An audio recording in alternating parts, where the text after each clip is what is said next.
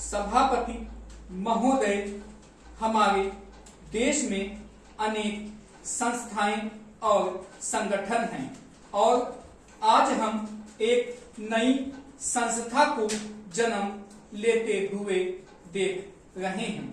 फिर भी शायद यह अनावश्यक अथवा आवृत्ति नहीं होगी, क्योंकि हम देखते हैं कि हमारी इच्छा के बावजूद हमारे दल को आरंभ से ही जो स्पष्ट दिशा निर्देश दिया गया था, उसके होते हुए भी लोगों के मन में लोकतंत्र और समाजवाद अथवा धर्म निरपेक्षता की धारणा स्पष्ट नहीं है।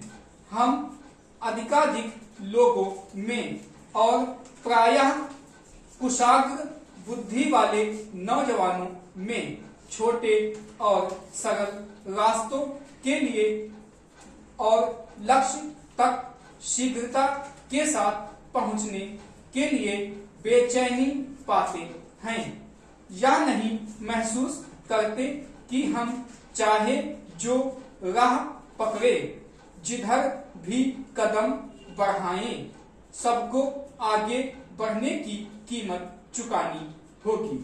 प्रश्न बस इतना रह जाता है कि हम कितनी और किस प्रकार की कीमत चुकाना चाहते हैं।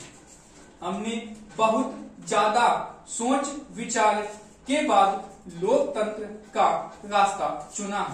इसका कारण यह नहीं था कि वह शीघ्रता से मंजिल तक पहुंचा देने वाला रास्ता है, शायद वह ऐसा है नहीं। उसे हमने इसलिए चुना कि उसके जरिए लोगों को परिपक्वता की ओर बढ़ाना संभव होता है।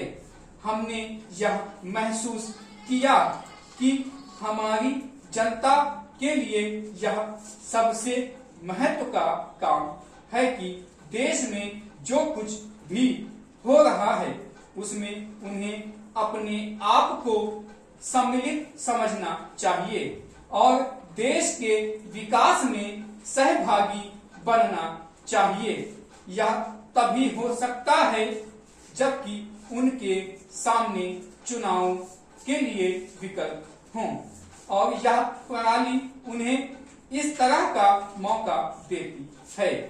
लेकिन दूसरी सभी प्रणालियों की तरह लोकतंत्र के अपने खतरे हैं और आज हमें जिस एक खतरे का सामना करना पड़ रहा है वह यह है कि कुछ जगहों में बहुसंख्यक कतिपय अल्पसंख्यकों का स्वरूप बदल देना चाहते हैं या वैसी कोशिश में लगे हुए हैं।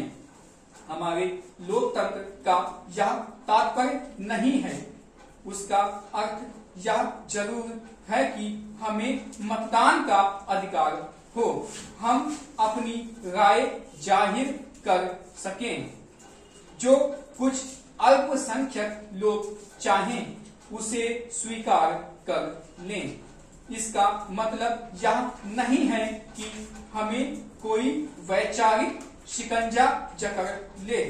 इसका यह आशय नहीं है कि कोई एक ही समूह को भले ही संख्या में वह बड़ा क्यों ना हो, यह कहने का अधिकार है कि दूसरे अपने को बदल ले, उसके जैसे तौर तरीकों से सोचना शुरू कर दें। इस तरह भारत में आज जो स्थिति है, कुछ अर्थों में तो बहुत अधिक आशाएं लगाई जा सकती हैं, कुछ अन्य अर्थों में वह खतरों से भरपूर है और मेरा ख्याल है कि आशाओं के कारण खतरे गहरा गए हैं।